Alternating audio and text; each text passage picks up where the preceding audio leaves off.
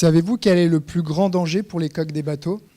Eh bien, ce sont les bactéries marines, car elles sont responsables de la dégradation prématurée des navires. En effet, les bactéries adhèrent sur toutes les surfaces immergées, puis s'organisent et se multiplient rapidement pour former un film gluant de quelques millimètres d'épaisseur.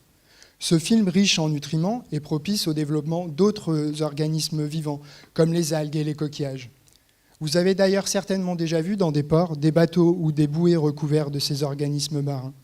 Eh bien, ce phénomène naturel s'appelle le biofouling et a des conséquences désastreuses pour le domaine maritime. En effet, le biofouling alourdit et freine les bateaux qui consomment donc plus de carburant pour se déplacer. Cette surconsommation entraîne bien évidemment une pollution supplémentaire et de longues périodes de maintenance sont donc nécessaires pour nettoyer les coques des navires. Et ces périodes d'inactivité sont problématiques pour les navires militaires, qui est mon domaine d'application. C'est pour cela que dans mon laboratoire, on travaille pour lutter contre ce fléau qui coûte plusieurs milliers de milliards d'euros par an. Depuis la nuit des temps, les hommes essaient de lutter contre le biofouling. Les Romains, par exemple, utilisaient du cuivre, et jusqu'à la fin des années 2000, la majorité des peintures anti-fouling contenaient de l'étain. Ces techniques sont très efficaces, mais elles entraînent des malformations, chez les huîtres notamment. C'est pour ça qu'il est grand temps de concevoir de nouvelles peintures anti-fouling plus respectueuses de l'environnement, et c'est là que j'interviens.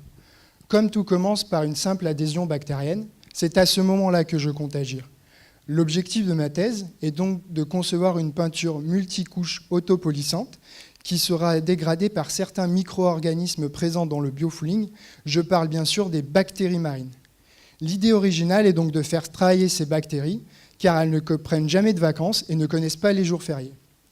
Pour une fois, ce n'est donc pas la peinture qui empêchera le biofouling de se fixer, mais bien les bactéries marines qui vont dégrader l'extrémité de la peinture qui est en contact avec ce biofouling. Cette peinture sera donc respectueuse de l'environnement, car les composés chimiques relargués ne sont pas toxiques, contrairement à la majorité des peintures actuelles. Imaginez-vous un bloc-notes qui change automatiquement de feuille lorsque celle sur laquelle vous êtes en train d'écrire est pleine. Et bien cette peinture, c'est la même chose.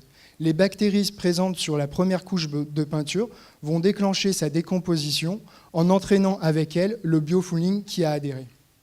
Mais pour le moment, je ne peux pas vous en dire plus sur son principe, car c'est un secret. Alors, chut.